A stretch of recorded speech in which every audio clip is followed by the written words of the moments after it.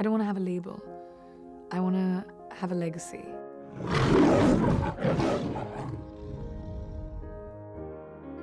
I had the worst self-esteem when I was a kid.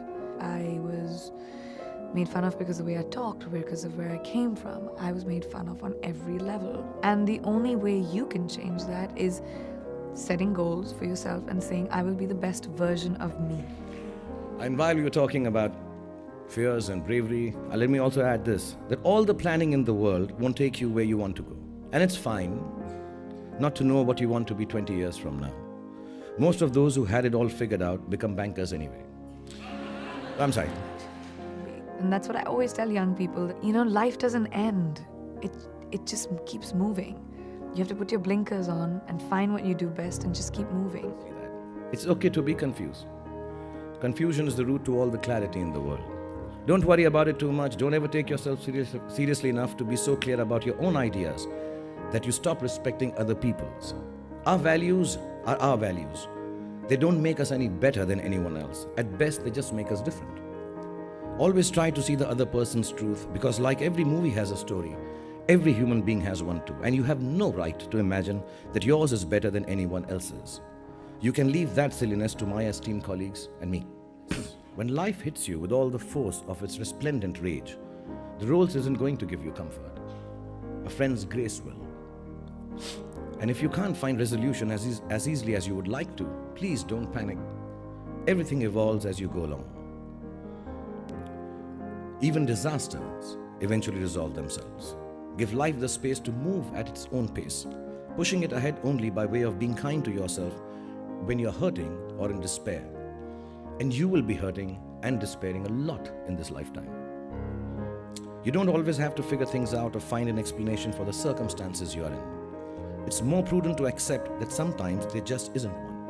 They'll say, love people, love the world around you, love animals and birds and big cities and mountains, love dreams.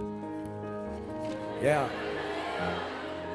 And love your work and love me forever, love your friends and love me forever, love your enemies and love me forever. But most importantly, my friends, love yourselves. Embrace all that this life has in store for you. Let your heart be as deep as the deepest ocean and as wide as the furthest horizon. Know that it is limitless. Love is not an excuse to grab or to hold on or own or to barter. It is the only excuse you will ever have to call yourself special. And if someone you love lets you down, don't fault yourself for not trusting him or her. Fault yourself for not trusting your love enough to forgive his or her trespasses. You never know what the future will bring. Each one of us can at least change yourself. And that itself is such a big force in changing the world. I want to let you all know that how important your today is. Your now is. Study hard, work hard, play harder. Don't be bound by rules. Don't hurt anybody. Never grow up and never ever live somebody else's dream. Remember, however many times you go wrong, no matter how many times you fail, despair, feel like this world is against you, in the words of Bob Marley, at the end, everything's gonna be all right. No, I don't have any competition. I'd be very honest. And I don't say that with immodesty or self-centered pompousness. I don't have any competition. I've not come here to compete. I've come here to rule. And I believe that when I wake up in the morning. I don't want it to be a universal truth that I feel I'm the king, I'm the best. I'm not saying it with arrogance. This is what a simple lower class, middle class boy gets up in the morning, has dreams in his eyes when he comes to Mumbai and says, you know what, I'm going to rule this. I'm going to rule it over the people who have existed here. I mean, all goodness, all niceness. I don't have a father, I don't have a grandfather, I don't have a mother who can give me that extra push here in Mumbai. But I'm going to be a star who's self-made. And if I'm going to be self-made, I'm going to create a category for myself that does not exist before and will never exist after. My son will not be able to get up in the morning and say, I'm going to be a self-made star. So I'm an individual star. I like it that way. And my son was asked by my mother-in-law the other day, don't you want to be a movie actor? He wants to be a soccer player. He wants to be an athlete, which I also wanted to be. Right. So, she says, you're nice looking and, your dad is... So he looked at me and said, I'd like my dad to continue doing what he's doing because I like him as an actor. And he's going to do that for the next 10, 15, 20, I don't know how many years. He has so much energy. I would not like to be second best. And as long as my dad is going to be there, I'll always be second best.